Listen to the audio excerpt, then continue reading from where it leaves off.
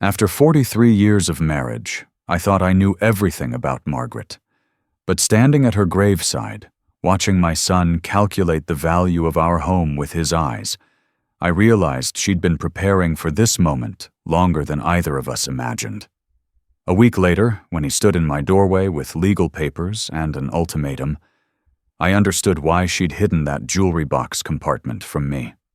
Some secrets are kept not to deceive, but to protect. Before we continue, please subscribe to the channel and let us know where you're listening in the comments. The dirt hit Margaret's coffin with a sound that cracked something inside my chest. Each shovelful echoed across the cemetery like stones thrown into a well.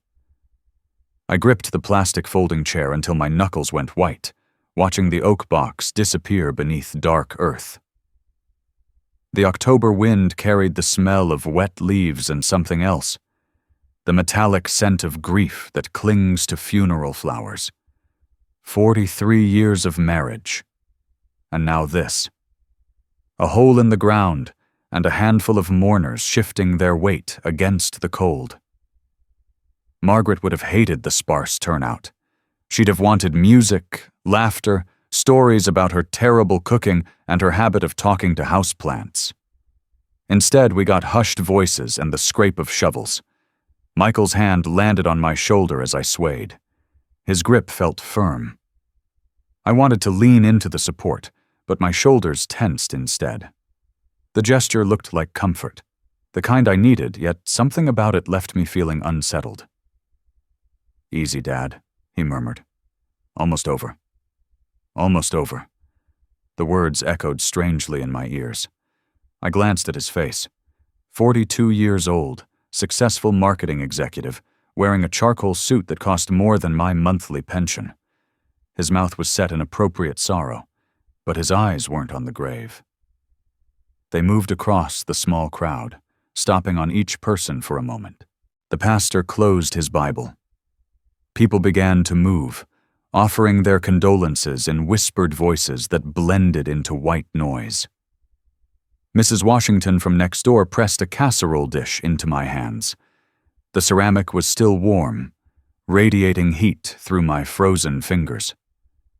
She squeezed my arm, and her lips moved, but I couldn't focus on her words. Michael had stepped away and was talking to Tom Patterson, the realtor from 3 blocks over. I watched them from the corner of my eye. Michael leaned forward when Tom spoke. Tom gestured in a direction away from the gravesite. Tom pointed again in the same direction. Michael nodded twice. Their voices were too low for me to hear over the wind and the murmur of departing mourners. The ride home passed in a blur of gray sky and bare branches. Michael drove my car while I sat in the passenger seat, watching familiar streets roll past. The house loomed ahead, looking larger than it had this morning. Margaret's flower boxes hung by the front door, the autumn mums she'd planted just weeks ago now brown and wilted. Inside, the house smelled like funeral lilies, and the casseroles neighbors had been dropping off all week. The living room filled with people I barely recognized, their voices creating a low hum that made my head throb. I sank into my armchair. Margaret's was still positioned perfectly beside it, her reading glasses folded on the side table, and let the conversations wash over me. Michael moved through the crowd, thanking people for coming and accepting their sympathy. Mrs. Patterson approached him near the fireplace, her voice carrying over the other conversations. "This is such a lovely home, Michael," she said. "Thank you," Michael replied. "It really is beautiful, but it's getting to be too much for Dad to manage alone." The words hit me like cold water. Too much to manage? We'd never discussed that. I'd been maintaining this house for 4 decades, had painted every room and fixed every leak. Margaret and I had turned this place into something worth living in. "He's been struggling since Mom got sick," Michael continued to Mrs. Patterson. "I'm worried about him rattling around in all this space." Struggling? Rattling around? I stared at my son, wondering where these concerns were coming from. During Margaret's illness, I'd been the one driving her to appointments, managing medications, coordinating with hospice. When had I shown signs of struggling? Michael caught me looking and offered a smile. Just being practical, Dad. You know Mom would want you comfortable and safe. Safe? Margaret had never worried about my safety in this house.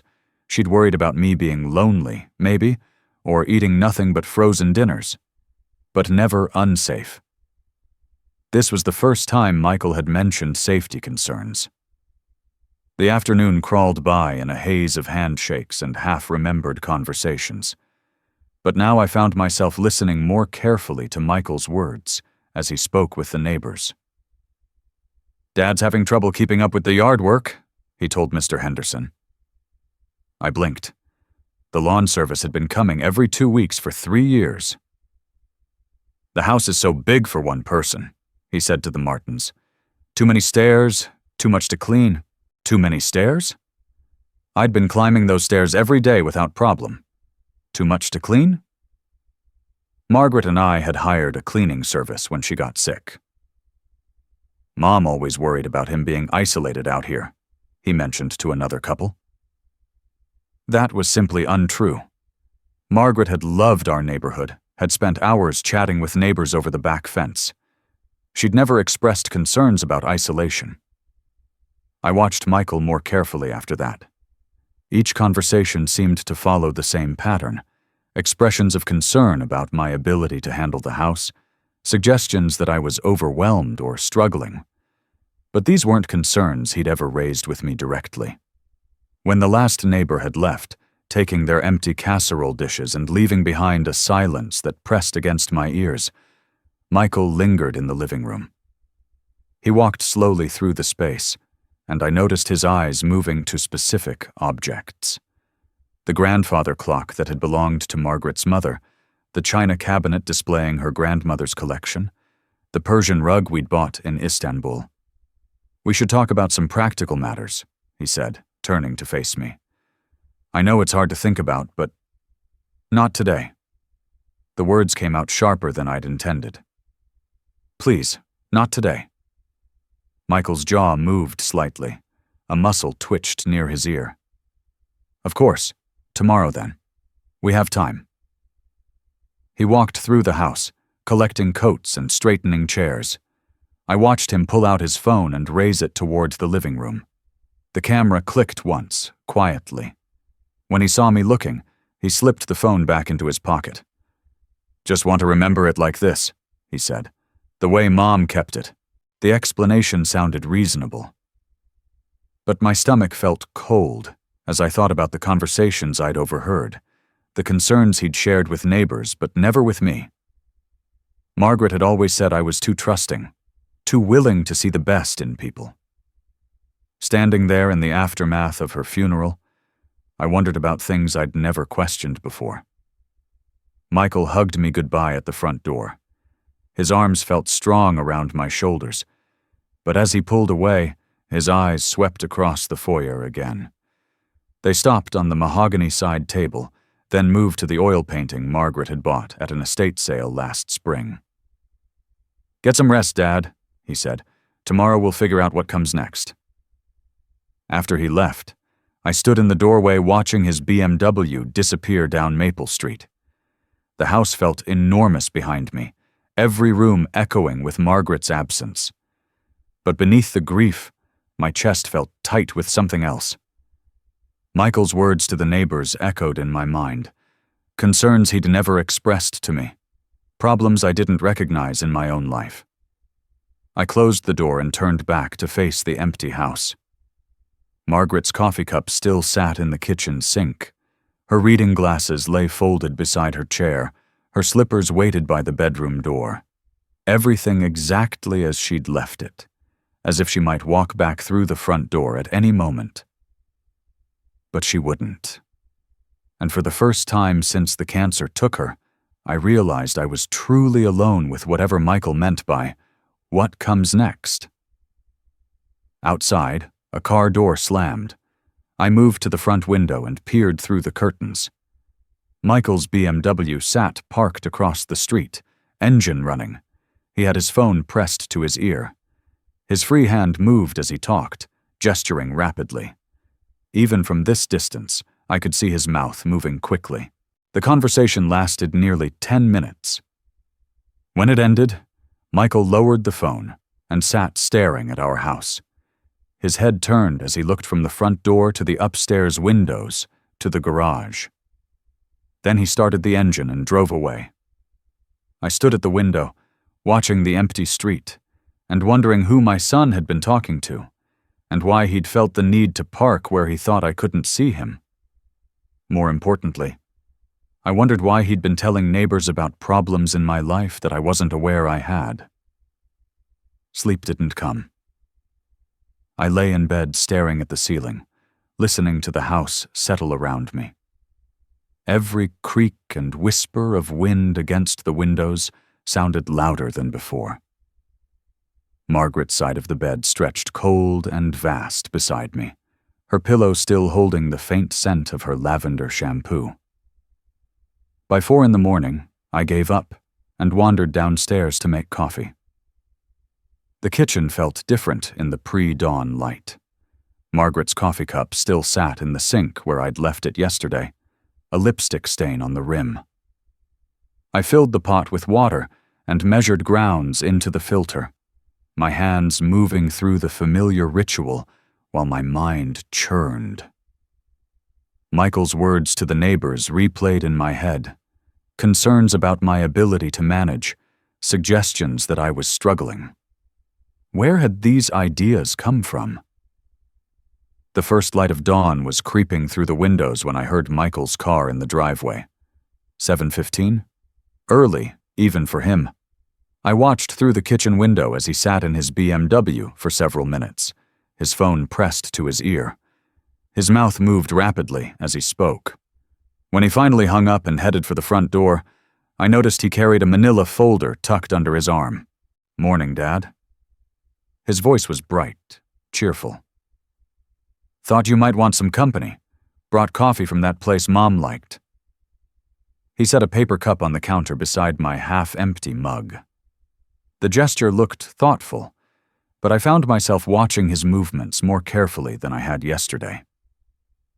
He walked through the kitchen with purpose, opening cabinets and peering inside at the dishes and glassware. "Everything looks good in here," he said, as if he'd been expecting something different. "You're keeping up with things okay?" Keeping up with things? What do you mean? Just checking. Yesterday was hard on everyone. Michael pulled out a chair at the breakfast table. The manila folder landed beside his coffee with a soft thud. "How are you holding up?" "Fine," I said, though the word felt hollow. "Still processing everything." Michael nodded and opened the folder. Several glossy brochures spread across the table. "I've been thinking about our conversation yesterday." I stared at him. "What conversation? You said we'd talk today about practical matters. We didn't discuss anything yesterday." "Right, but I could see you were overwhelmed. All those people, all those decisions to make." He gestured at the brochures. "I thought it might help to have some options ready." The brochures showed elderly people playing cards, tending gardens, and eating meals in sunny dining rooms. Sunset Manor, Golden Years Community, Peaceful Pines Retirement Village. Each one promised comfort, security, and social interaction for people entering their golden years. "I haven't said anything about moving," I said slowly. "Of course not, but it's smart to plan ahead." Michael's voice carried the patient tone he used with difficult clients. "These places have waiting lists. If you decide you're interested, we should get your name down soon." "If I decide?" The conversation felt like we were picking up in the middle of something we'd never started. I picked up one of the brochures, studying the photographs of smiling faces. The activities list included bingo, crafts, and something called chair yoga. None of it appealed to me. "Look at this one," Michael continued, sliding another brochure toward me. Sunset Manor has a golf course. You could finally learn to play. I don't want to learn golf. You might enjoy it. You need more social activities now that Mom's gone. I set down the brochure. Michael, where is this coming from? Yesterday you were telling Mrs. Patterson that this house was too much for me to manage. You told Mr. Henderson I was having trouble with yard work. When did we ever discuss any of this? Michael's expression shifted slightly. His smile became more forced. Dad, I'm just being proactive, looking out for your best interests. But these aren't problems I've mentioned having. Sometimes family members see things that the person themselves might miss. He stood and walked to the kitchen sink, picking up Margaret's coffee cup and examining the lipstick stain. The upkeep alone must be overwhelming now. When was the last time you had the roof inspected? The furnace serviced? The roof was replaced 2 years ago. The furnace gets serviced every fall. I watched him turn the cup in his hands. Michael, what's this really about? He set the cup down and opened the cabinet above the sink, peering inside at the dishes. I'm worried about you, Dad. This house is huge. Mom handled so much of the day-to-day management. That doesn't mean I can't handle it. Doesn't it? He moved to the window above the sink and looked out at the backyard. When's the last time you mowed the lawn? The service comes every 2 weeks, same as it has for 3 years. Michael turned back to me, his expression patient but strained. See? You're already delegating basic maintenance. What happens when bigger issues come up?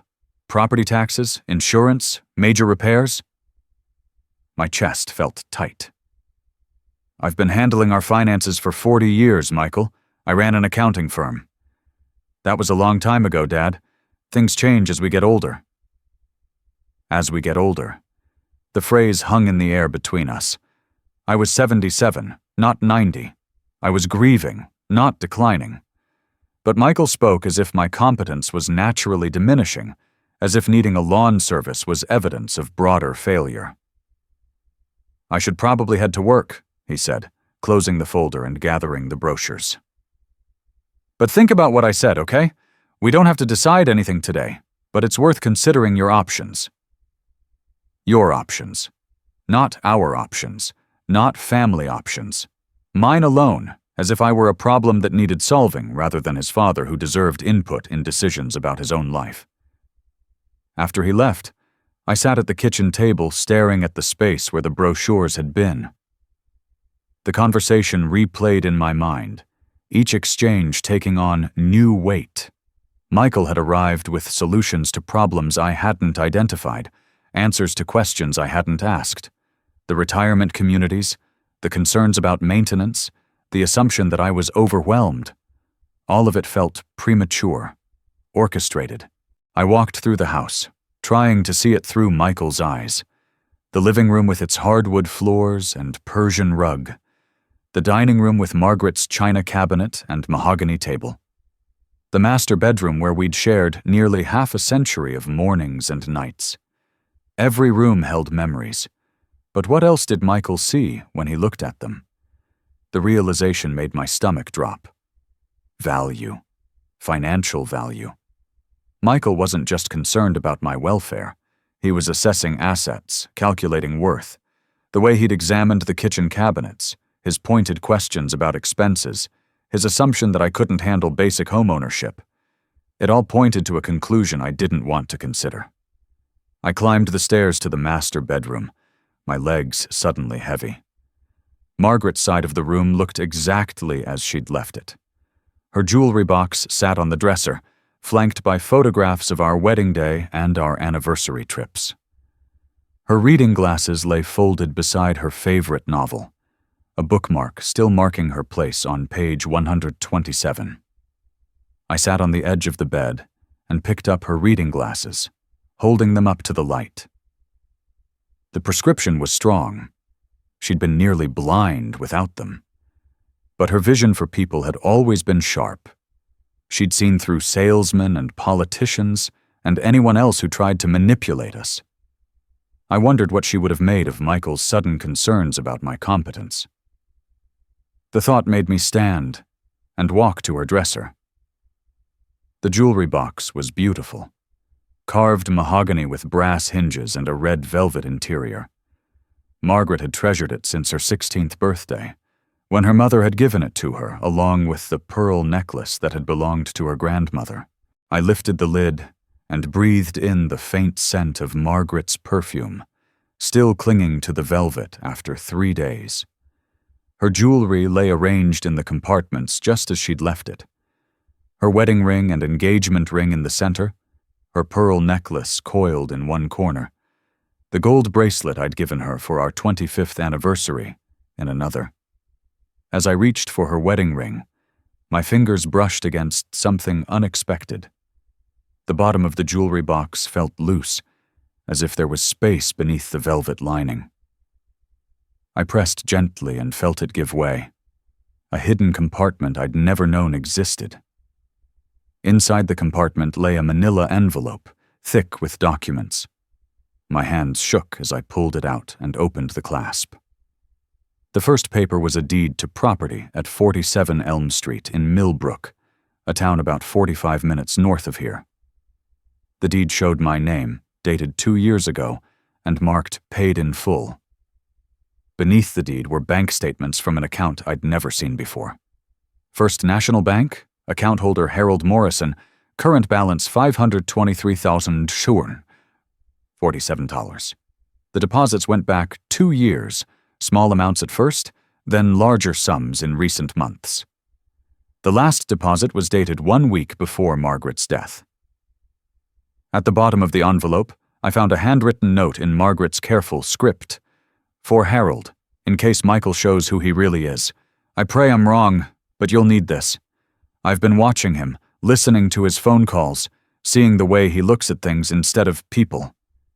If you're reading this, it means something has happened to me and you're alone with him. The house in Millbrook is small but comfortable. The account has enough to keep you secure. Don't let him take what we built together. Love always, M. I read the note 3 times, each word sinking in like stones thrown into still water. My chest felt tight, my breathing shallow. Margaret had known something about Michael that I'd missed or chosen to ignore. She'd seen through his concern to something darker underneath, something that required protection and planning. The sound of a car door slamming made me look up. Through the bedroom window, I could see Michael's BMW parked in the driveway again. He was earlier than expected, and he wasn't alone. A woman in a business suit stood beside him, carrying a briefcase. She looked up at our house, her eyes moving from window to window in a way that made my skin crawl. I quickly returned the documents to the envelope and slipped it back into the hidden compartment. My heart was racing as I closed the jewelry box and arranged everything exactly as Margaret had left it. By the time Michael's key turned in the front door, I was sitting on the edge of the bed, holding Margaret's reading glasses and trying to process what I'd just discovered. "Dad?" Michael's voice echoed from downstairs. "I brought someone I'd like you to meet." I took a deep breath and stood, slipping Margaret's reading glasses into my shirt pocket. Her final gift was hidden safely in the jewelry box, but the knowledge of it burned in my chest. Margaret had seen this coming. She'd prepared for it. And now it was up to me to decide what to do with her warning. The voices downstairs grew louder as I walked towards the staircase. Michael was explaining something to his companion, his voice carrying the professional tone he used with clients. But now that I knew what to listen for, I could hear something else in his words. The way he spoke about our home like property, instead of a place where 2 people had loved each other for 43 years. "Dad, this is Linda Crawford," Michael said as I descended the stairs. The woman in the business suit stepped forward with a practiced smile, extending her hand. "She's a real estate agent. I thought it might be helpful for you to understand your market position." Market position, not home value or family asset, but market position. Linda Crawford looked like she'd stepped out of a magazine ad. Perfect teeth, expensive briefcase, confident handshake. She looked around the foyer, her eyes moving systematically from the hardwood floors to the crown molding to the chandelier Margaret had insisted we install 10 years ago. "I'm so sorry for your loss," she said, her voice professionally sympathetic. "Michael mentioned you might be exploring your options. This is a beautiful home. You should do very well in the current market." I stared at Michael. "What options? We haven't discussed any options." "Dad, I know this feels sudden," Michael said quickly, "but Linda happened to be in the neighborhood, and I thought a preliminary assessment might be helpful for planning purposes." Happened to be in the neighborhood, with a briefcase full of materials and market analysis ready to present. The coincidence felt orchestrated, another solution to a problem I hadn't identified. "I really haven't decided anything about selling," I said. Linda's smile never wavered. "Of course not. This is just informational. Michael thought it would be wise to understand what you're working with, should you ever decide to make a change." She opened her briefcase and pulled out a tablet, swiping through screens with practiced efficiency. "Properties like this in your neighborhood have been selling very quickly. Based on recent comparables, I'd estimate fair market value around $485,000. The figure made my head spin. Margaret and I had bought this house for $32,000 in 1981. We'd never thought of it as an investment portfolio, just as home. The idea that it was worth nearly $500,000 felt abstract, disconnected from the life we'd built here. "Of course, that's assuming some updates," Linda continued, walking into the living room with her tablet. "Fresh paint, maybe some staging, updated fixtures. You could easily see another $20,000 or $30,000 with the right presentation." Michael followed her through the house, nodding at her suggestions like an eager student. They examined the kitchen cabinets, discussed the potential of each room, measured spaces with their eyes. Their conversation felt clinical, transactional, as if they were evaluating a commodity rather than the place where Margaret and I had shared 43 years of marriage. "I think I need some air," I said. Outside, the October morning felt crisp and clean after the suffocating atmosphere inside. I sat on the front porch steps, listening to the muffled voices from within and trying to process what I'd discovered upstairs. Margaret's secret inheritance changed everything.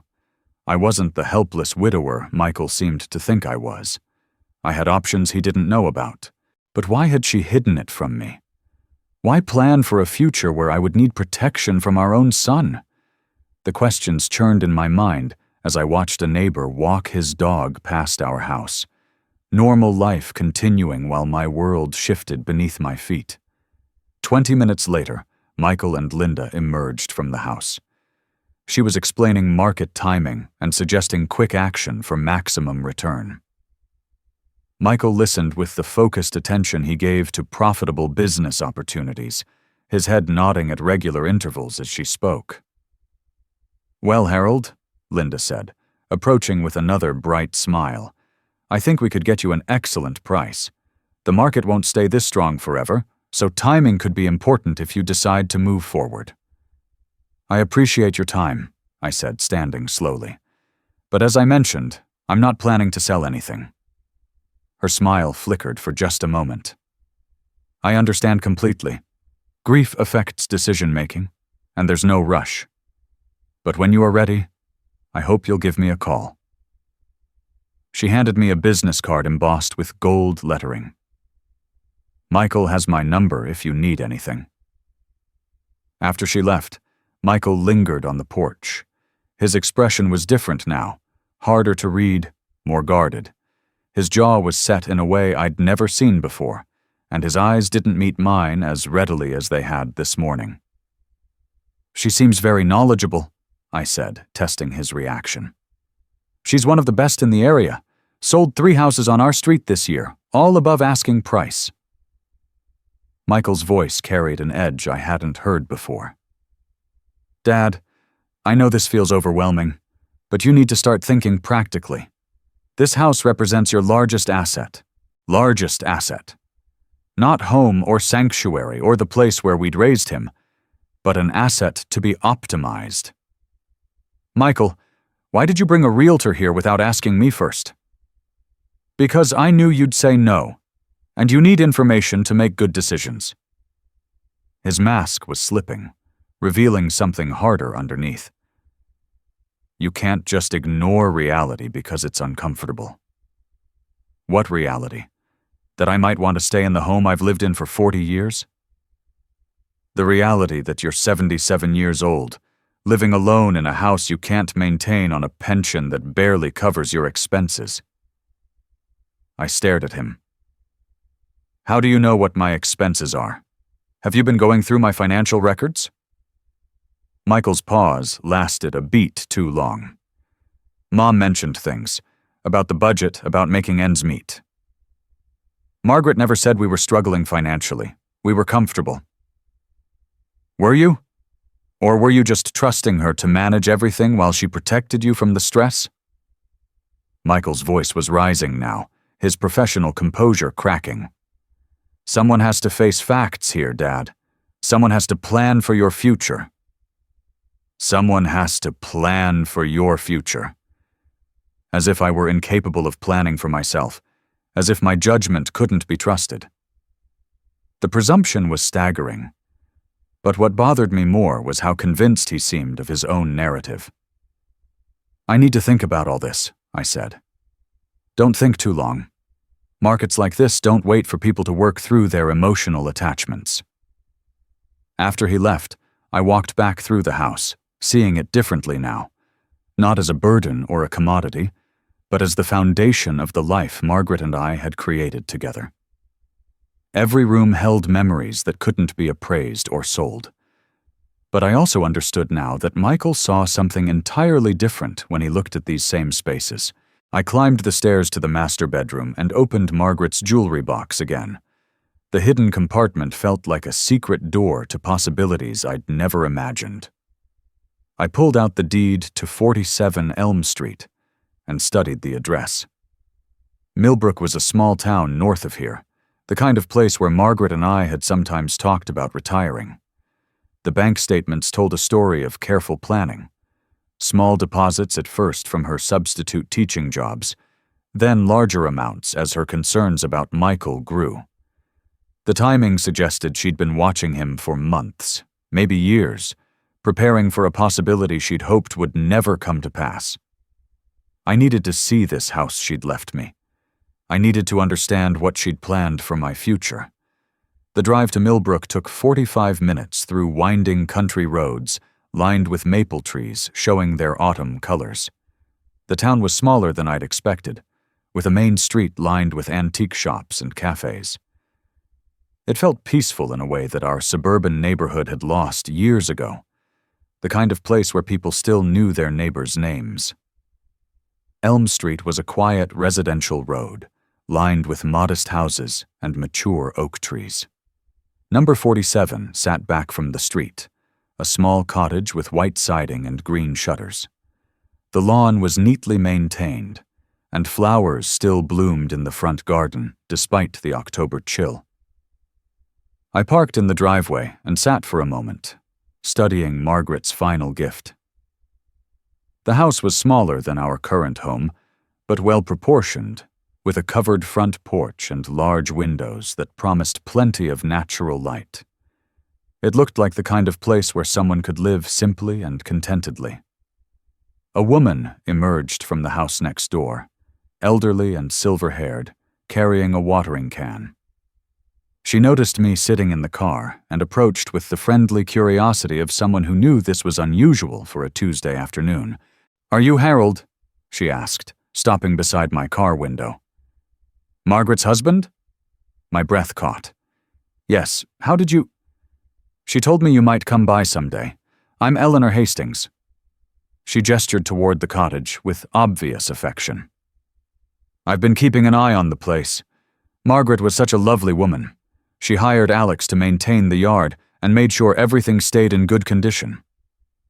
The idea that Margaret had been in contact with neighbors I'd never met, That she'd been preparing this refuge without my knowledge felt surreal. How many conversations had she had that I'd missed? How many plans had she made for a future I hadn't known existed? "Would you like to see inside?" Eleanor asked. "Margaret gave me a key, said you'd want to look around when you were ready." The interior of the cottage was perfect. 2 bedrooms, 1 bathroom, a comfortable living room with a stone fireplace, and a kitchen that was small but efficient. The furnishings were simple but quality pieces, everything coordinated and welcoming.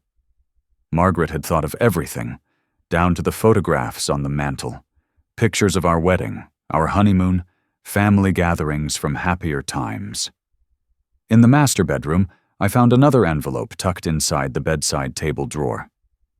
This one contained practical information: utility company contact numbers, the name of the gardener, Eleanor's phone number, and a letter from Margaret that made my throat tight. "Harold, if you're reading this in Millbrook, then my fears about Michael were justified, and you've discovered what I've prepared for you. This place isn't much, but it's ours. I bought it with money I saved from my substitute teaching jobs, money Michael doesn't know about. The bank account will keep you comfortable for the rest of your life. Eleanor is a dear friend who will help you settle in when you're ready. I'm sorry I couldn't tell you about this while I was alive, but I needed to be certain about Michael's intentions. Love him if you can, but don't let him take what we built together. You deserve peace in your final years. Love always, Margaret." I sat on the edge of the bed, holding the letter, and feeling Margaret's presence in every carefully chosen word. She'd known something I'd been blind to, had seen our son's true nature while I'd remained trapped in the illusion of family loyalty. Her preparations weren't just practical. They were an act of love, a final gift to ensure my security and independence. The drive back home felt like traveling between 2 different worlds. In Millbrook, I'd glimpsed a future of simplicity and peace. At home, I faced the reality of Michael's increasing pressure and my own need to decide how to respond to what I now understood was a carefully orchestrated campaign. The next morning arrived gray and cold, with the kind of October chill that seeps into your bones and stays there. I'd barely finished my coffee when Michael's BMW pulled into the driveway. This time he didn't sit in the car making phone calls. He strode to the front door with quick, deliberate steps, his shoulders set in a way I'd never seen before. "Morning, Dad," he said, brushing past me into the foyer without waiting for an invitation. His usual pleasantries were clipped, rushed. His eyes didn't meet mine the way they usually did. Instead, they moved past me toward the living room, scanning the space like he was conducting an inventory. He carried another manila folder, thicker than yesterday's, and his mouth was set in a hard line. The folder hit the kitchen table with more force than necessary as he pulled out a chair. I poured myself another cup of coffee, watching him spread papers across the table with the efficiency of someone conducting a business meeting rather than talking with his father. "We need to talk."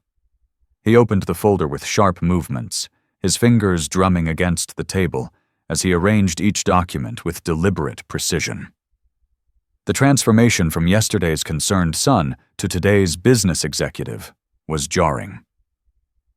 "I've been thinking about our conversation yesterday, about the practical realities of your situation." My situation. Yesterday it had been options and planning. Today I was a situation that required management. The transformation in his language made my stomach tighten. I set my coffee cup down and watched him sort through his papers. "Linda called this morning." Michael pulled out his phone and placed it on the table beside the documents, the screen showing several missed calls from numbers I didn't recognize. His movements were agitated, like a man trying to control his temper. "She's got a buyer interested in the house. Cash offer, quick closing." The words hit me like cold water. I stared at him, trying to process how quickly this was moving.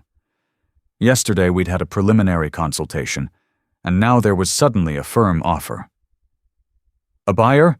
Michael, I told you yesterday I'm not planning to sell." Michael's jaw tightened. A muscle twitched near his ear, something I'd never noticed before. He slid a document across the table toward me, his movements sharp with barely controlled frustration.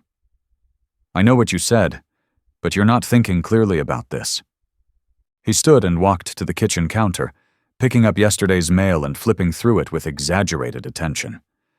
The gesture felt performative, as if he were building evidence for an argument. "This is a private sale. Investor looking for properties in good neighborhoods. The offer is strong. $475,000, cash, close in 2 weeks. I stared at the paper without picking it up. The speed of this development felt impossible, orchestrated. Everything about this conversation felt rehearsed, planned in advance. "I never agreed to any of this."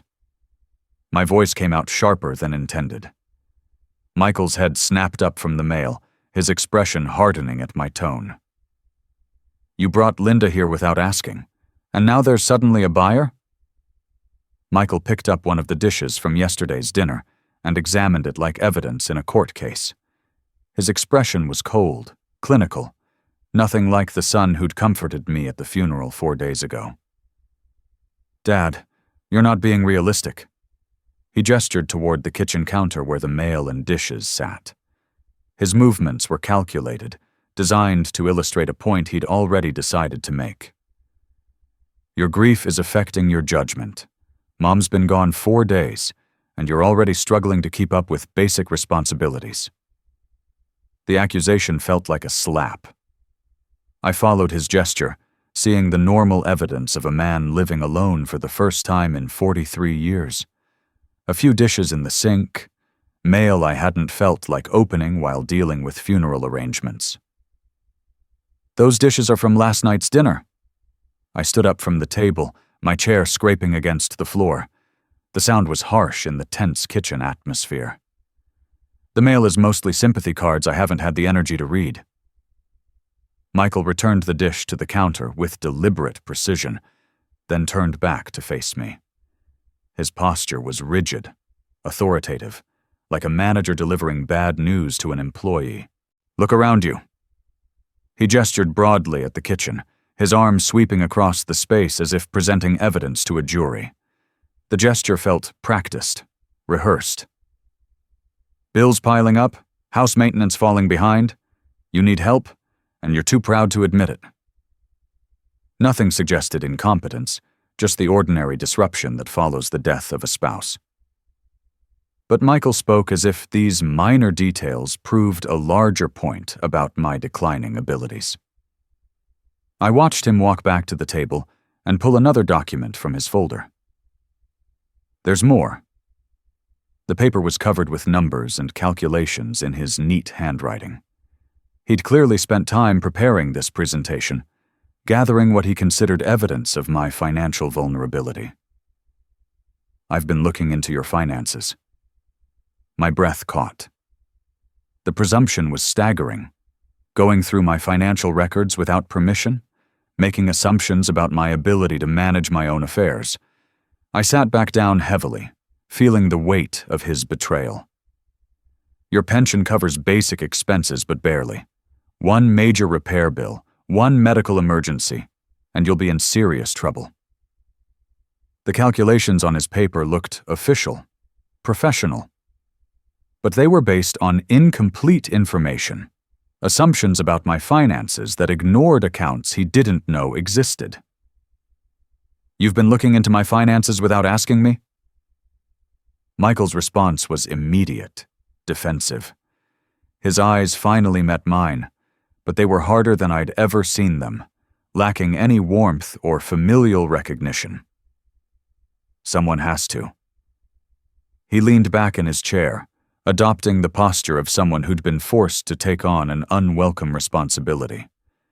The performance felt calculated, designed to make me feel guilty for questioning his authority. "Mom handled the household budget, and now that responsibility falls to me? The numbers don't lie, Dad."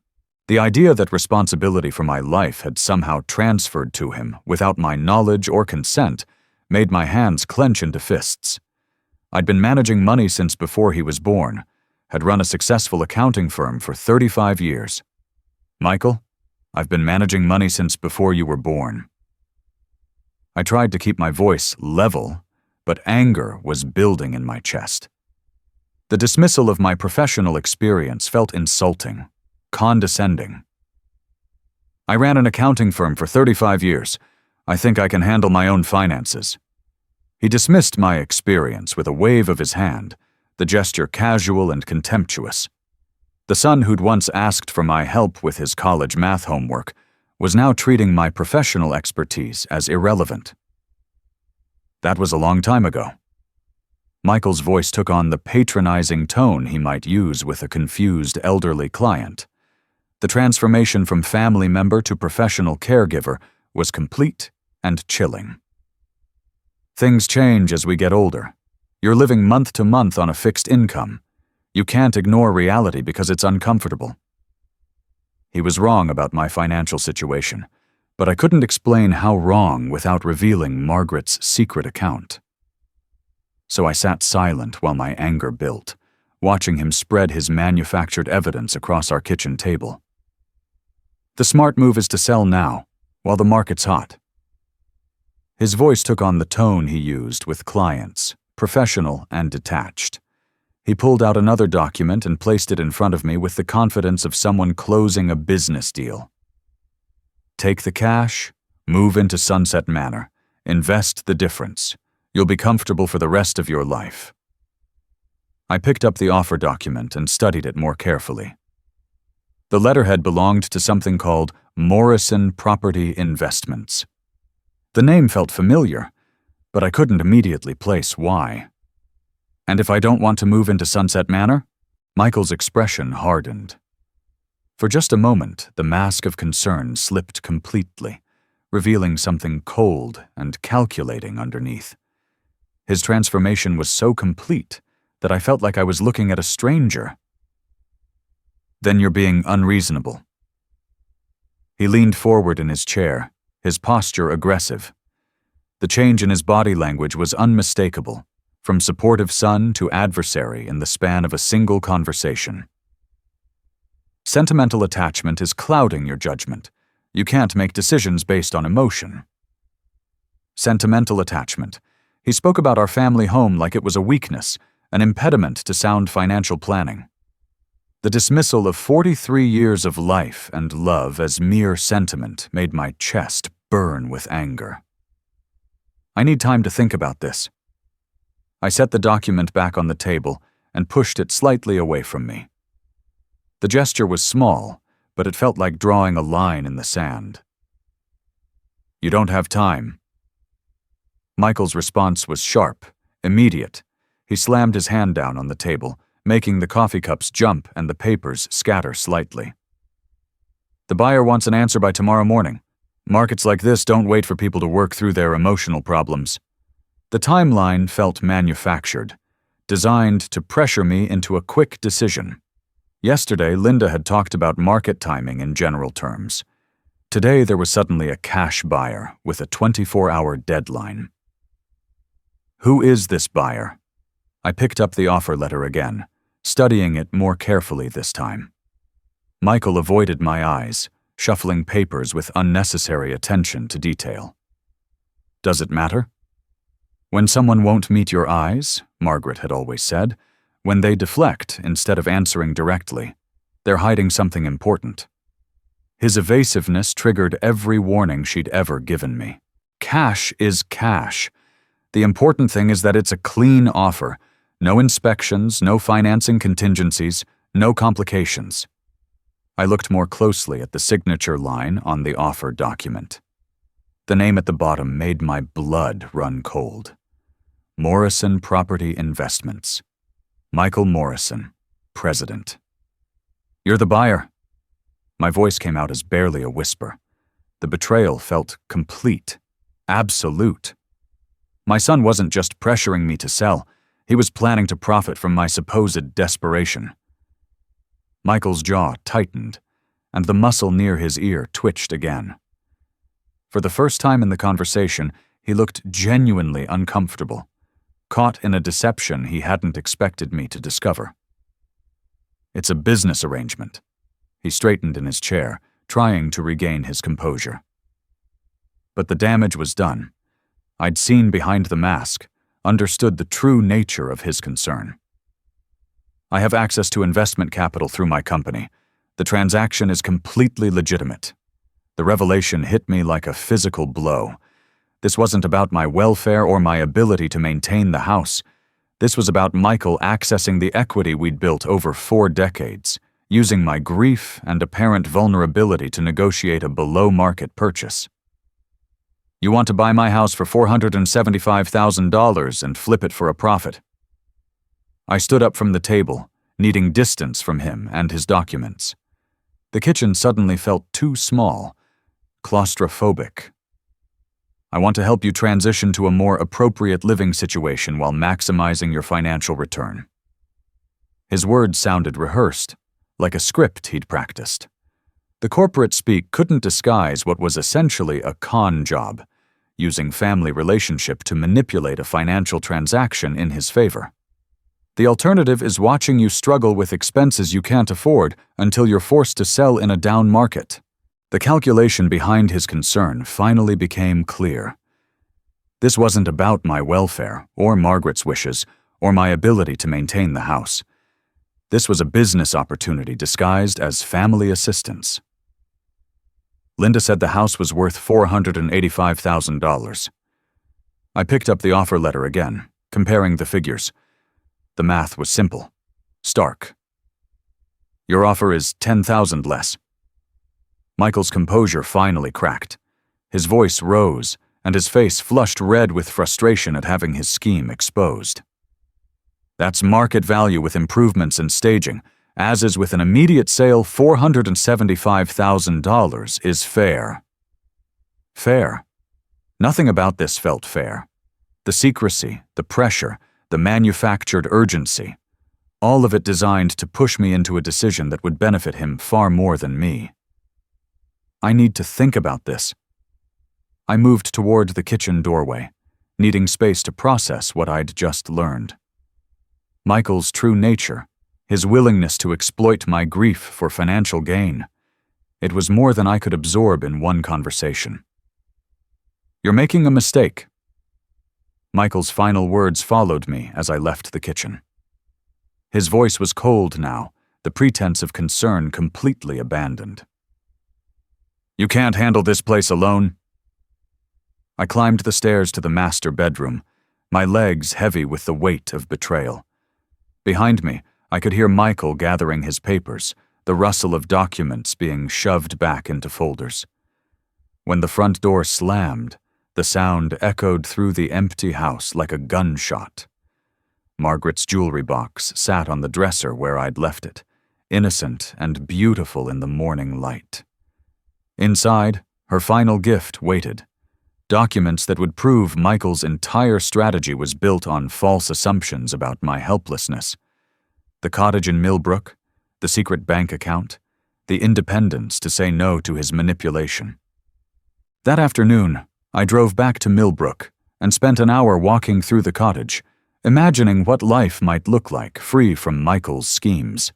Eleanor Hastings invited me for tea, and I found myself telling her about the morning's confrontation, about my son's attempt to buy my house below market value.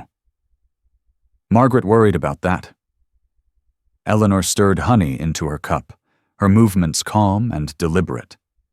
The peaceful atmosphere of her kitchen was a stark contrast to the tension I'd left behind at home. She said Michael had changed over the years, become more interested in money than family. She hoped she was wrong. The words confirmed what I'd begun to suspect. Margaret's preparations weren't just precautionary, they were necessary protection against a son who'd lost his way. She wasn't wrong. I sipped my tea, feeling some of the morning's tension ease away. In this small cottage kitchen, surrounded by Eleanor's warmth and Margaret's careful planning, I could see a different future, one where I controlled my own destiny. But she gave you choices, Harold. You don't have to be anyone's victim. The words stayed with me during the drive home. Margaret had given me choices, and more importantly, she'd given me the resources to make those choices real. Tomorrow, when Michael came with whatever new pressure he'd devised, I would be ready. As I pulled into the driveway, I noticed Michael's BMW parked across the street again. This time he wasn't alone. A man in an expensive suit sat in the passenger seat, and they appeared to be deep in conversation. Their heads were turned toward each other, and Michael's hands moved as he spoke with obvious urgency. When Michael saw me, he quickly ended the conversation and started his engine. The BMW pulled away from the curb and disappeared around the corner. The man in the passenger seat had looked back at our house as they drove away, his expression unreadable, but somehow threatening. I stood in my driveway, thinking about Michael's threat that I couldn't handle the house alone. He was wrong about so many things, but especially about my helplessness. Margaret had seen to that. Tomorrow, when he came with his ultimatum and his assumed authority, I would be ready with secrets of my own. I woke to the sound of footsteps on the front porch. The digital clock beside the bed glowed 6:47 a.m. Too early for casual visitors, too deliberate for accident. Through the bedroom window, I could see Michael's BMW in the driveway, but he wasn't alone. Two men in dark suits flanked him as he approached the front door, their movements crisp and professional. The doorbell rang with sharp insistence, followed immediately by heavy knocking that rattled the front door in its frame. I pulled on my robe and descended the stairs, my heart hammering against my ribs. Through the peephole, I could see Michael's face, tight with barely controlled anger, and the two strangers whose expressions showed nothing at all. "Dad, open up." Michael's voice carried through the door with new authority. Gone was any pretense of patience or concern. This was a demand, not a request. "We need to talk." I opened the door but kept the security chain engaged, creating a gap just wide enough for conversation. The early morning air was sharp and cold against my face. "It's early, Michael." One of the men stepped forward, offering a business card through the narrow opening. His smile looked practiced, professional, like someone accustomed to dealing with difficult situations. "Harold Morrison? I'm David Kellerman from Elder Care Solutions." The name made my stomach drop. I'd heard about companies like this on the news, businesses that specialized in helping families navigate the complex world of aging care. Usually that meant moving elderly people out of their homes. "Your son contacted us about your living arrangements." Kellerman's voice was smooth, reassuring in the way that made my skin crawl. Behind him, the second man took notes on a clipboard, documenting our conversation. "I didn't ask for any consultation." Michael shifted his weight from foot to foot, his impatience visible even through the narrow gap in the door. His jaw was set in the hard line I'd seen yesterday, all pretense of familial warmth gone. "That's often the case," Kellerman replied, with practiced ease. "Family members are usually the first to recognize when additional support might be beneficial. Michael is concerned about your ability to maintain this property safely." The assumption was staggering. These strangers were discussing my competence based on my son's assessment, treating me like an object to be managed rather than a person capable of making my own decisions. "I'm fine." The second man stepped forward, clipboard in hand. His expression was clinical, detached, like a doctor examining a specimen. "Of course you feel that way," he interjected smoothly. "I'm Dr. Peterson, geriatric care specialist. What you're experiencing is very common.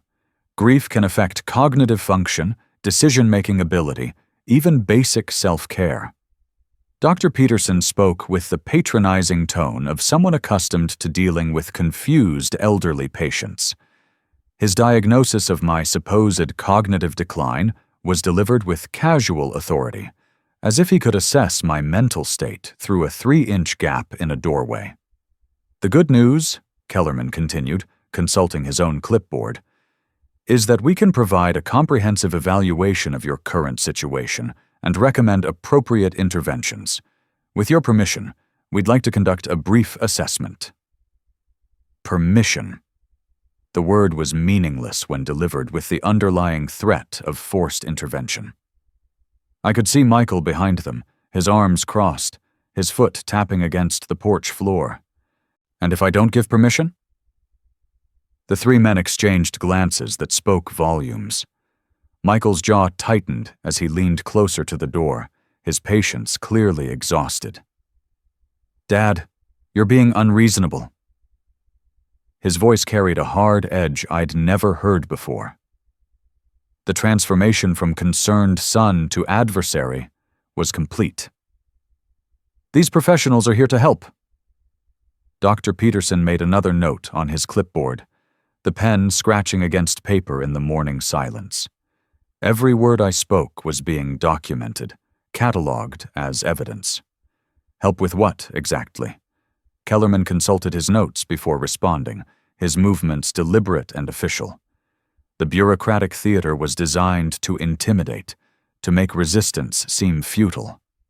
"Help us understand why you're refusing a generous offer on this house," Dr. Peterson said. "Help us determine whether your decision-making process is being affected by unresolved grief or other factors." Other factors. The phrase hung in the air like a threat. They were suggesting I was mentally incompetent, that my refusal to sell was evidence of cognitive decline rather than rational choice.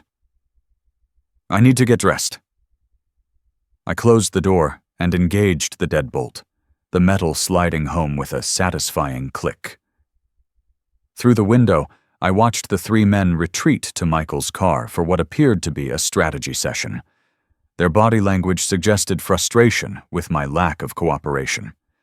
I could see Michael gesturing angrily as he spoke, his movements sharp and agitated. Whatever they'd planned for this morning wasn't proceeding as expected. I climbed the stairs to the master bedroom and sat on the edge of the bed, trying to process what had just happened. Michael wasn't just pressuring me to sell. He was building a case for my incompetence, bringing in professionals who could provide legal justification for overriding my decisions. The realization made me sick. How long had he been planning this? Had he contacted Elder Care Solutions before Margaret's funeral? Or was this a response to my refusal to accept his offer yesterday? I pulled Margaret's jewelry box from the dresser and removed the envelope containing her letter and the bank statements. Her words took on new urgency now. "Don't let him take what we built together." She'd seen this coming, had watched Michael's character deteriorate while I remained blind to the changes in our son. A loud bang from downstairs made me freeze. It sounded like someone trying to force the front door, testing the strength of the deadbolt. I crept to the bedroom window and saw Dr. Peterson walking around the perimeter of the house. He peered through windows and took notes on his clipboard, his movements methodical and invasive. Every detail was being documented: the condition of the exterior, the landscaping, any sign of neglect or decline. The phone rang, and I nearly jumped out of my skin. Michael's number appeared on the caller ID, the display glowing accusingly in the dim bedroom. "Dad, you need to let us in." His voice was sharp, demanding. The pretense of concern had been completely abandoned. "Running away from this conversation won't solve anything." I watched from the window as he paced beside his car, the phone pressed to his ear. His free hand gestured angrily as he spoke. "I'm not running away from anything. I'm exercising my right to privacy in my own home." Michael stopped pacing and turned to look directly at the bedroom window where I stood. Even from this distance, I could see the hardness in his expression. "Your privacy isn't the issue here. Your safety is." His voice carried through the phone with cold authority. In the background, I could hear Kellerman and Dr. Peterson discussing their observations. "These professionals need to assess your living situation to determine appropriate next steps." Appropriate next steps. Michael spoke in euphemisms, corporate language designed to make his intentions sound reasonable and necessary. But beneath the professional terminology, his message was clear: submit or face consequences. What happens if I refuse? Michael's pause lasted long enough to chill my blood.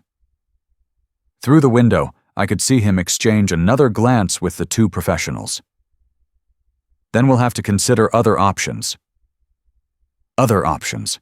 Another euphemism that carried the weight of legal threats and forced intervention.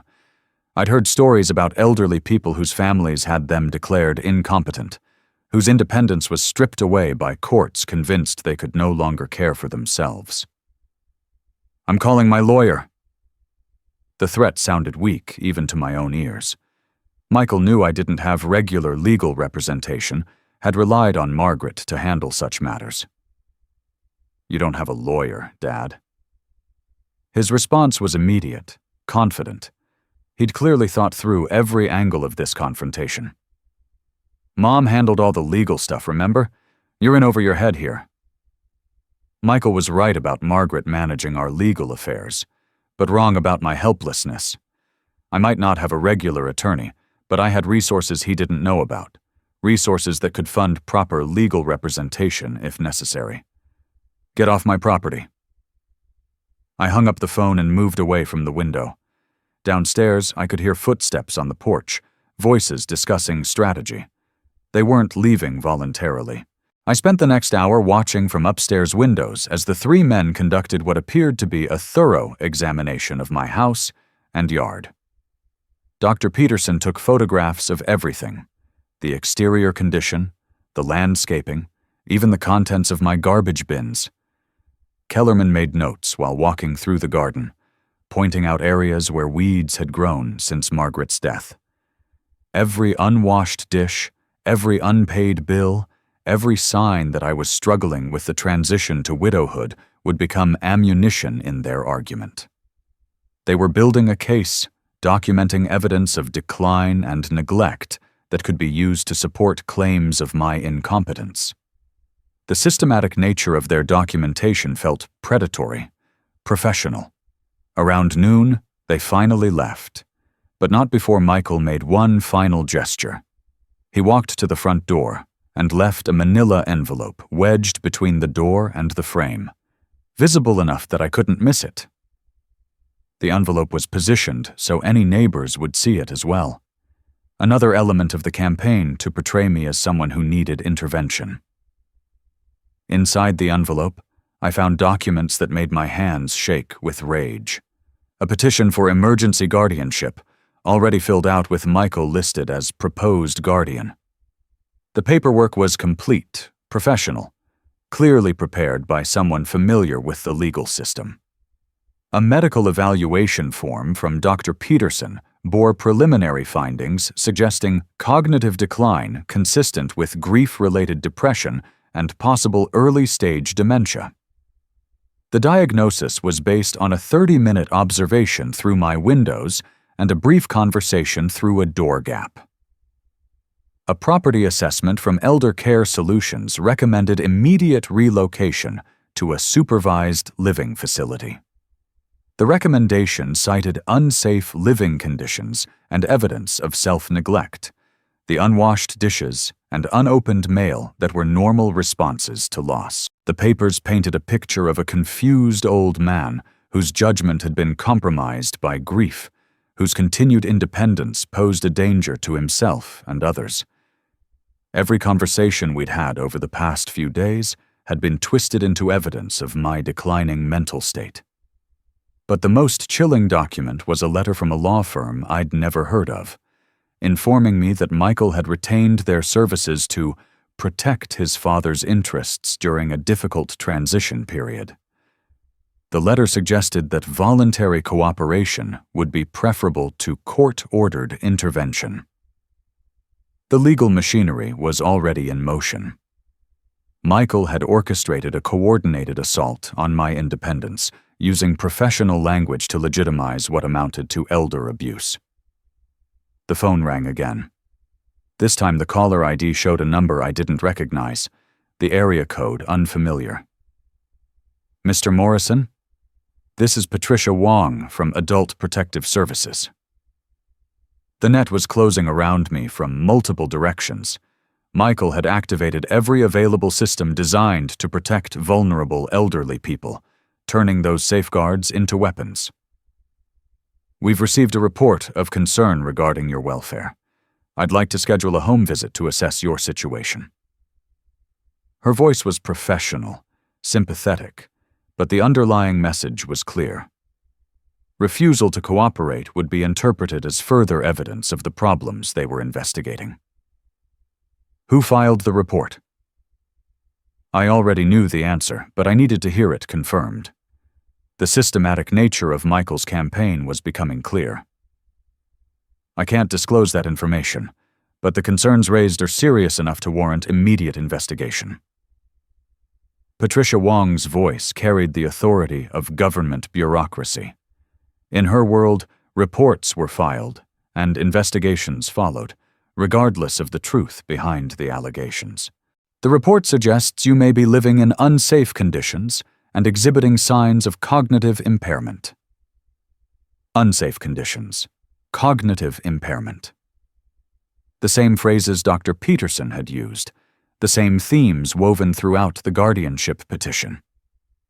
Michael had orchestrated this with professional precision. I'm fine. I don't need any services.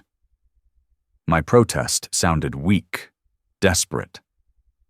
The system was designed to help people who couldn't advocate for themselves, but it was being weaponized against someone who simply refused to comply with his son's financial plans. That's what we need to determine, Mr. Morrison. Patricia Wong's patience was professional, practiced. She'd clearly handled similar cases before, dealt with confused elderly people who didn't understand their own limitations. A brief visit would help us close the file if everything is indeed satisfactory. Refusing assessment only raises additional concerns about your judgment and self-awareness. The trap was perfect. Cooperation would give them access to gather evidence for Michael's case. Refusal would be interpreted as proof of the very problems they claimed to be investigating. I need time to consider this. It was a delaying tactic, nothing more. The wheels of bureaucracy were already turning, and I was running out of options to stop them. Of course, but please understand that these concerns won't simply disappear if ignored. Patricia Wong's voice carried a note of finality that made my chest tighten. The investigation would proceed whether I cooperated or not. One way or another, we need to ensure your safety and well-being. After hanging up, I walked through the house, seeing it through hostile eyes. The unwashed dishes that proved I couldn't maintain basic hygiene. The unopened mail that suggested confusion about responsibilities. The empty spaces where Margaret's presence had once filled every corner. But I also saw it through Margaret's eyes, as the home we'd created together. The foundation of a life worth preserving. She'd given me the tools to fight back. Hidden resources that Michael didn't know existed. I climbed the stairs to the bedroom and began packing. Not the frantic packing of someone fleeing danger, but the careful, deliberate packing of someone choosing his own path. I filled 2 suitcases with clothes, personal items, and the photographs that mattered most. Margaret's jewelry box went into a small bag, along with her letters and the documents that proved my financial independence. As I packed, I felt her presence more strongly than I had since her death. She'd seen this day coming, had prepared for it with the same careful attention she'd brought to every aspect of our life together. Her final gift wasn't just money or property. It was the chance to maintain my dignity in the face of betrayal. I positioned the bags by the front door, visible but unexplained. Tomorrow, when Michael came with his ultimatum and his assumed authority, I would be ready with an answer he'd never see coming. The afternoon sun slanted through the living room windows, illuminating the Persian rug Margaret and I had bought in Istanbul, the grandfather clock that had belonged to her mother, the china cabinet filled with treasures we'd collected over 4 decades of marriage. These were more than possessions. They were the physical embodiment of a love story that Michael had reduced to dollars and cents. But Margaret had taught me that love wasn't about things you could touch or measure. It was about choices you made, stands you took, dignity you preserved in the face of those who would diminish you.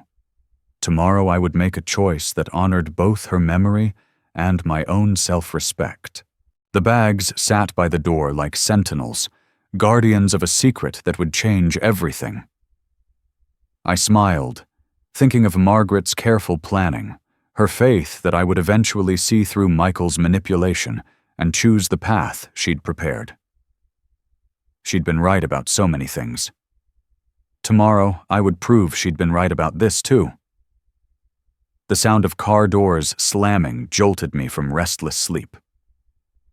Through the bedroom window, I watched Michael emerge from his BMW carrying cardboard moving boxes, his movements sharp with barely contained energy. Behind him, a pickup truck idled in the driveway, its bed loaded with more boxes and what looked like packing supplies. The passenger door opened, and a heavy-set man in work clothes climbed out, surveying my house with steady eyes. He moved with the efficiency of someone hired to do a job, not ask questions. I checked the clock. 8:30 in the morning, exactly 1 week since Margaret's funeral. The timing felt deliberate, orchestrated. Michael had promised that things would get complicated if I didn't accept his offer, and apparently this was his definition of complicated. The doorbell rang with aggressive persistence, followed immediately by pounding that rattled the front door in its frame. I pulled on my robe and descended the stairs, noting how the packed suitcases by the door caught the morning light streaming through the foyer windows. Everything was ready, just as Margaret had foreseen in those final months when she'd watched our son's character reveal itself piece by piece. "Dad, open the door." Michael's voice carried a new authority that made my skin crawl. This wasn't a request. It was a command. "We have work to do today." I opened the door to find Michael flanked by the man from the truck, whose massive frame filled the remaining space on the front porch. Both men wore expressions that looked grim, determined. The stranger's presence felt intimidating, calculated to underscore the seriousness of whatever Michael had planned. "This is Tommy Brennan," Michael said without preamble. He gestured toward his companion with the casual efficiency of someone introducing a business partner. There were no pleasantries, no acknowledgement that this was my home he was discussing. "He's here to help with the packing and moving process." Tommy nodded once, his expression neutral but professional. He carried a clipboard and what looked like an inventory sheet, ready to catalog my possessions. "I haven't agreed to move anywhere." My voice sounded steadier than I felt. Michael's smile was cold, sharp, lacking any warmth or familial recognition. "That decision's been taken out of your hands, Dad." He pulled a folded document from his jacket pocket, the official seal of the county court visible even from my position behind the door. The paperwork looked fresh, recently processed. "The guardianship petition was approved yesterday. I'm now legally responsible for your care and your property." The words hit me like physical blows. Guardianship approved. How was that possible? I'd received no notice of court proceedings, no opportunity to defend myself or hire legal representation. "Show me the paperwork." Michael unfolded the document with the satisfaction of someone who'd planned this moment carefully. The legal language was dense, but the conclusion was clear. Harold Morrison was declared incompetent to manage his own affairs. Judge Morrison, no relation, found clear evidence of cognitive decline and inability to manage your affairs safely. The irony of the judge's name wasn't lost on me. Michael had clearly researched which court would be most receptive to his petition. Dr. Peterson's evaluation was particularly compelling. Dr. Peterson, the man who diagnosed my supposed dementia after observing me through windows for 30 minutes. The entire process felt like theater, a carefully orchestrated performance designed to achieve a predetermined outcome. You have legal representation now, Dad. Michael's tone suggested this was a generous gift rather than a constitutional requirement. He consulted the document as if reading from a script. The court appointed an attorney to protect your interests. He agreed that immediate relocation to a supervised facility would be in your best interests.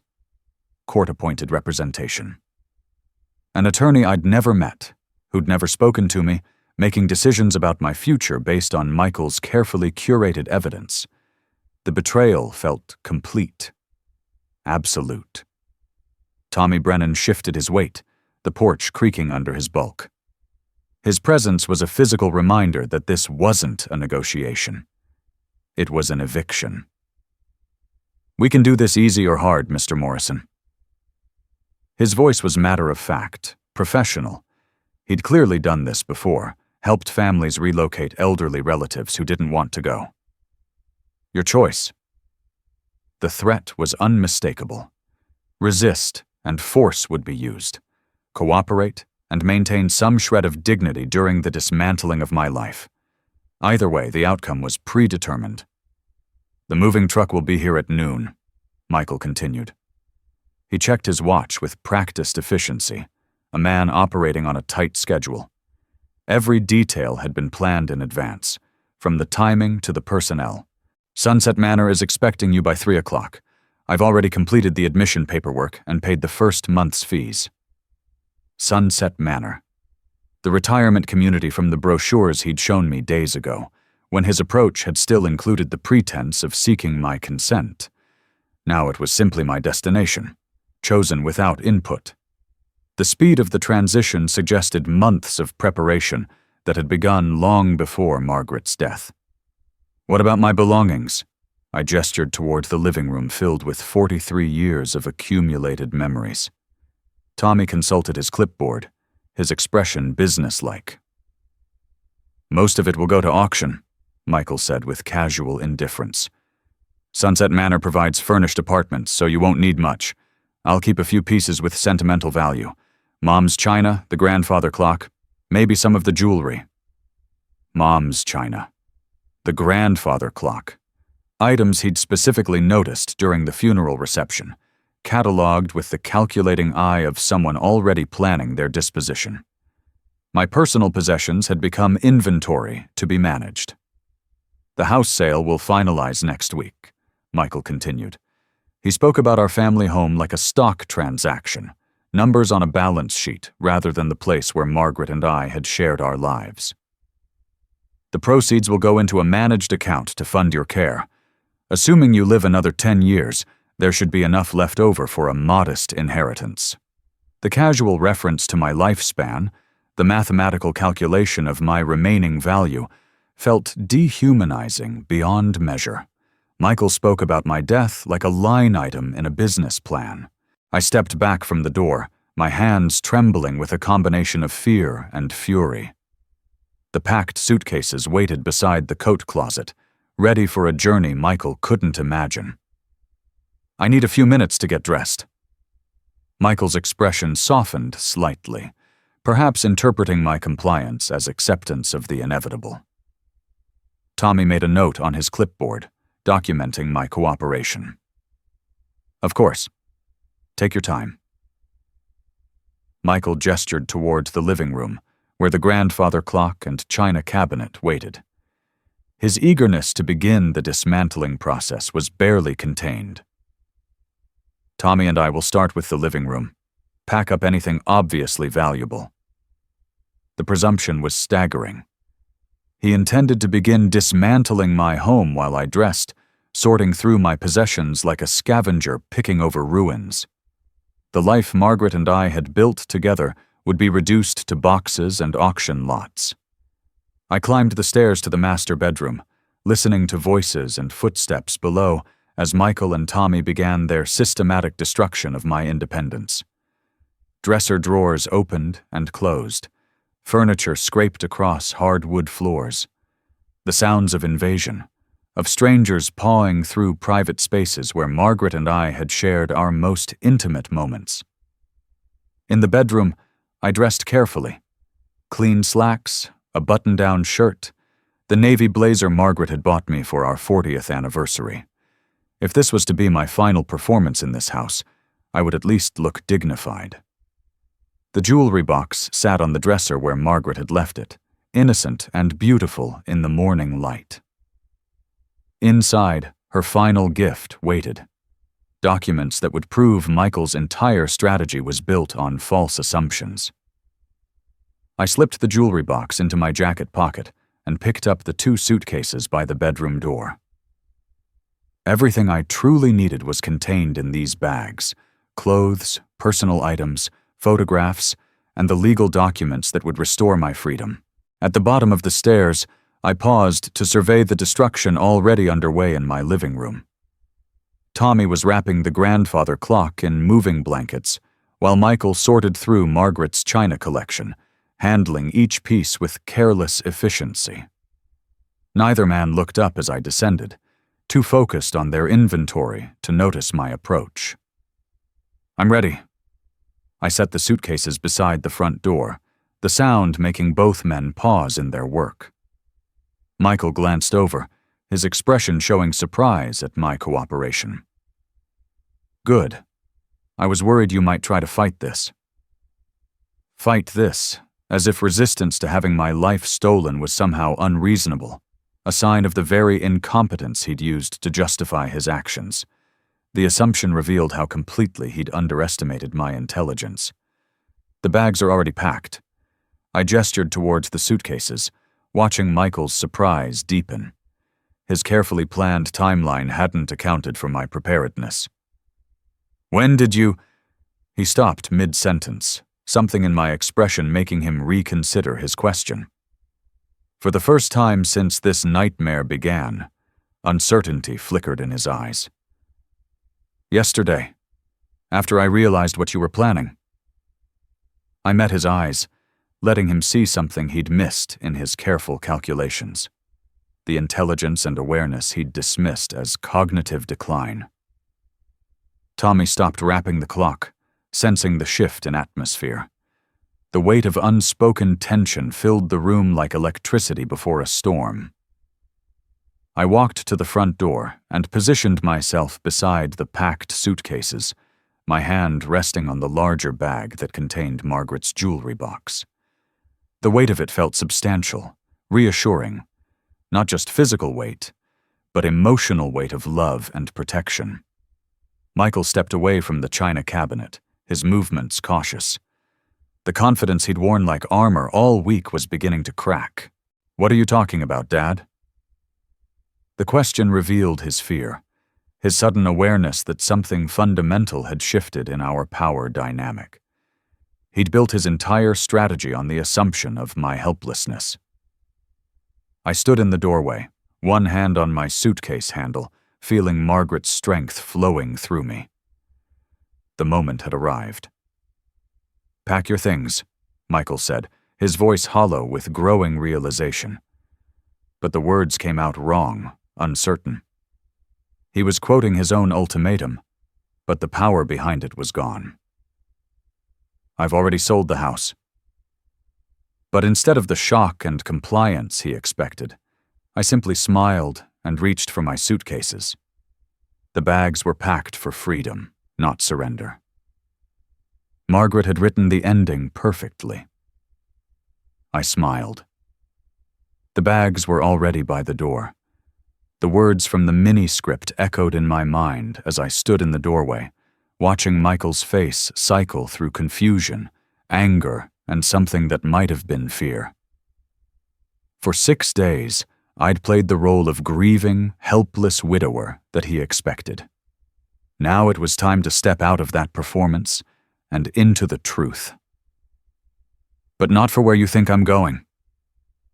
Michael's expression shifted, uncertainty replacing the confidence he'd worn like armor all week.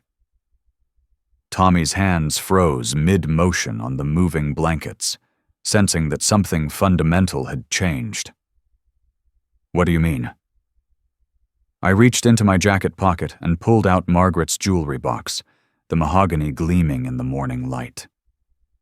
The room fell silent except for the sound of my own breathing and the distant hum of the pickup truck's engine. "Your mother left me this," I said, opening the jewelry box to reveal the hidden compartment. "Along with some things you don't know about." I pulled out the bank statements first, the pages crisp and official in my hands. Michael's eyes widened as he read the header.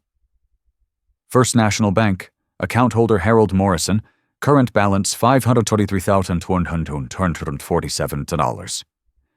His mouth opened and closed soundlessly, like a fish gasping for air. "That's impossible," he whispered. The document trembled in his hands as I placed it on the side table.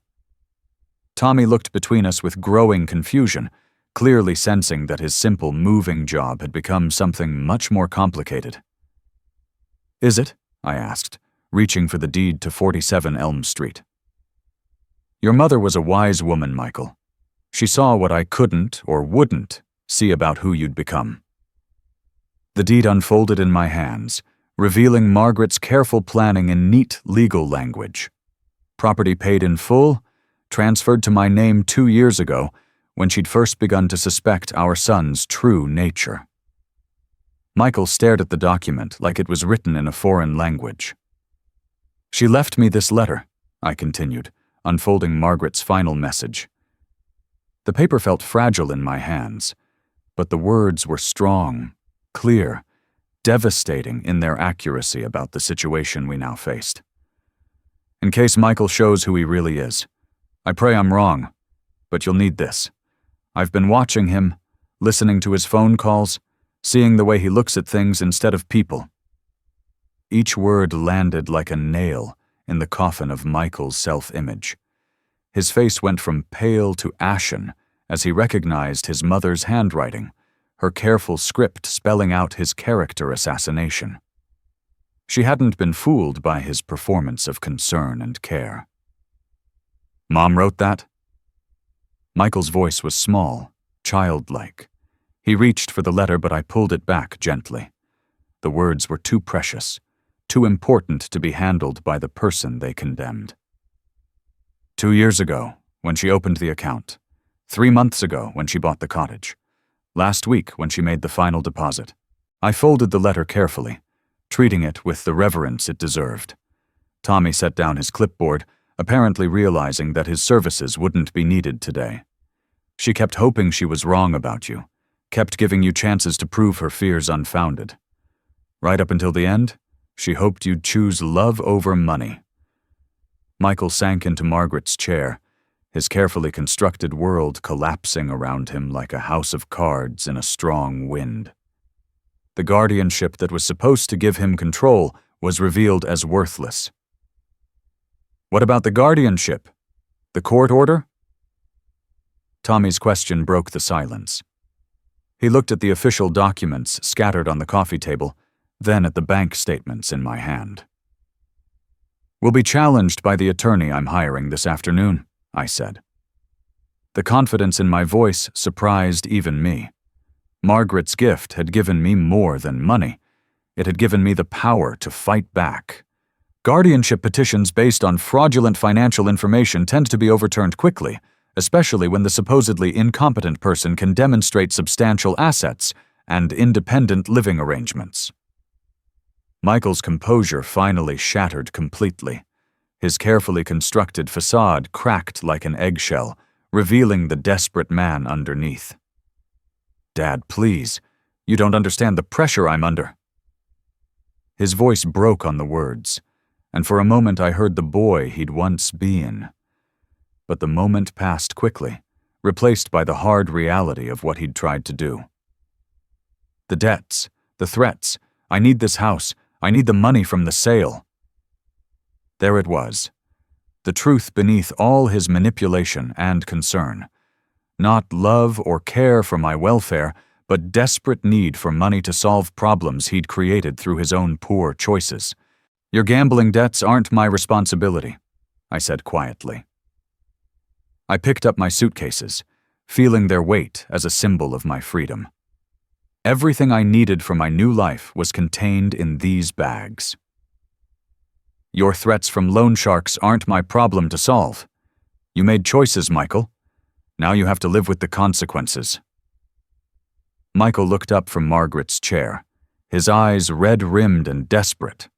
The transformation from confident manipulator to broken man was complete. "But I'm your son." For a moment I heard the child I'd taught to ride a bicycle, helped with homework, walked down the aisle at his wedding. The memory made my chest ache with loss. Family takes care of family? The words hung between us, heavy with years of history and expectation. But family worked both ways. It wasn't just about taking, but also about giving, respecting, protecting. "Family does take care of family," I agreed, moving toward the door. "That's why your mother spent the last 2 years of her life protecting me from you. That's why she gave me the resources to say no to your manipulation.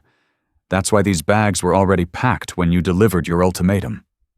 I paused at the threshold, looking back at the living room where Margaret and I had shared 43 years of morning coffee and evening conversations.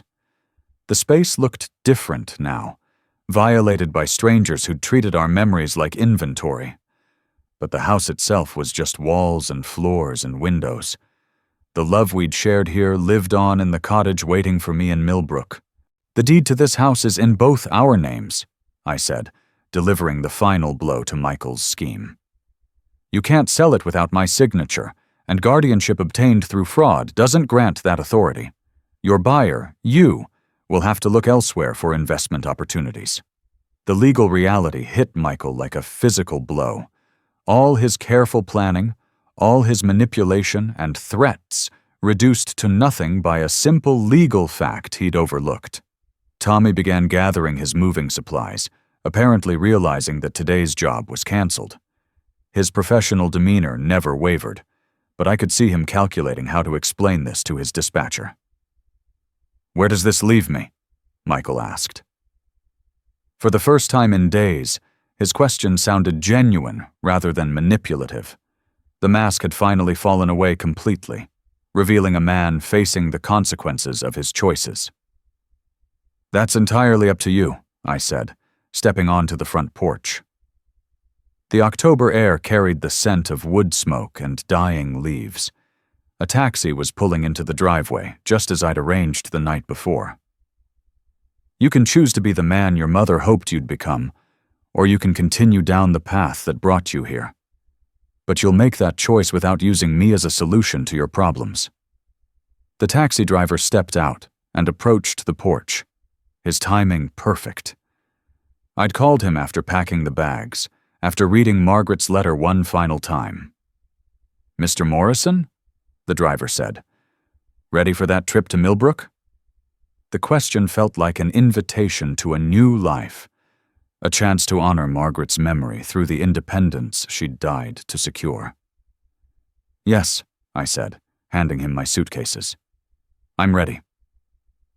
The driver loaded the bags into his trunk, while I stood in the doorway of the house where Margaret and I had built our life together. Through the living room window, I could see Michael sitting motionless in her chair. Tommy stood beside him with obvious confusion about what had just transpired. The moving boxes sat empty, unnecessary reminders of plans that would never come to fruition. "Sir?" the driver said gently.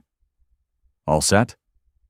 I nodded, taking one last look at the grandfather clock and the china cabinet, the Persian rug, and the mahogany side table where Margaret had placed flowers every Sunday for 4 decades.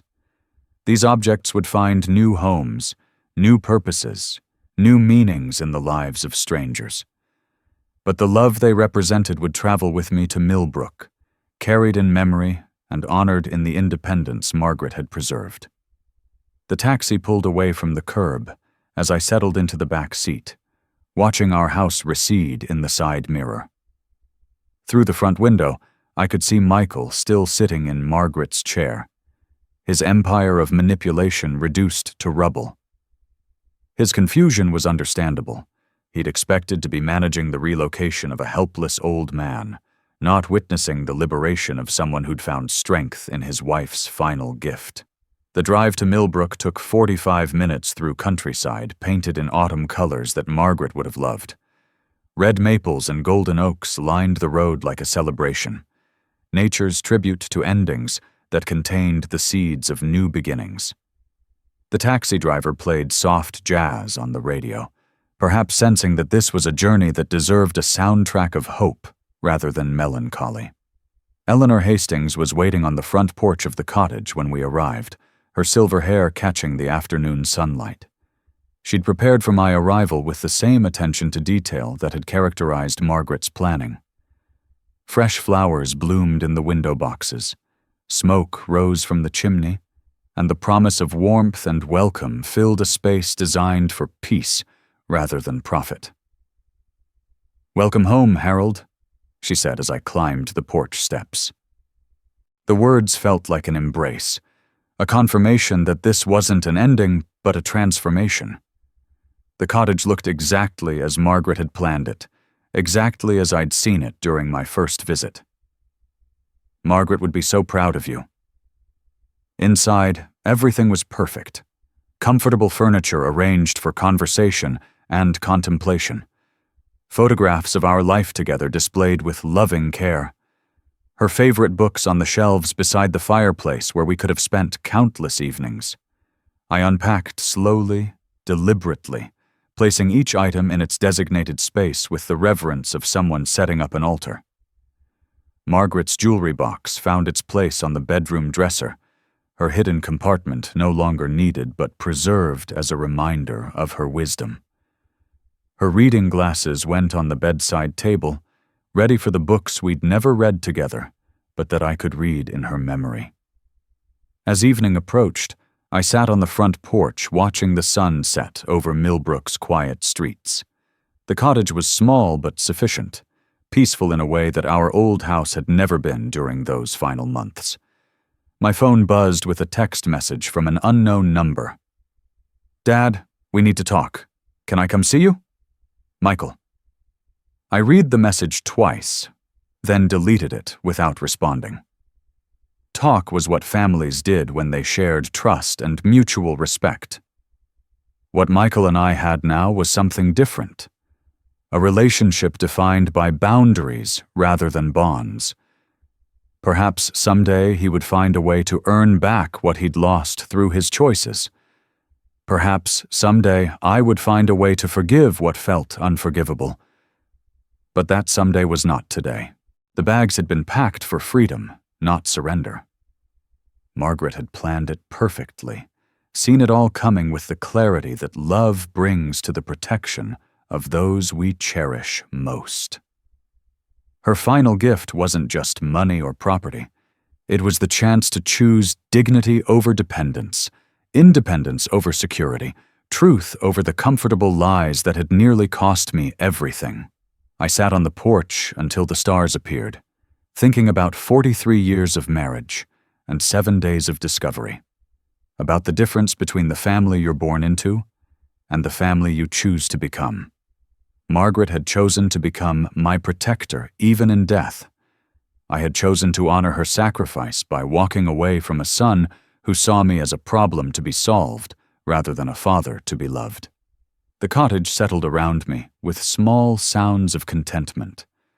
The whisper of wind through the eaves, the tick of a clock in the living room, the distant call of an owl in the woods beyond Eleanor's garden. These were the sounds of peace, of safety, of a life reclaimed from those who would have reduced it to a commodity. Tomorrow would bring new challenges, new choices, new opportunities to honor Margaret's memory through the independence she died to preserve. But tonight, I was simply grateful for her love, for her wisdom, for her final gift of a future I could face with dignity intact. The bags by the door had told their story. Margaret had written the ending perfectly.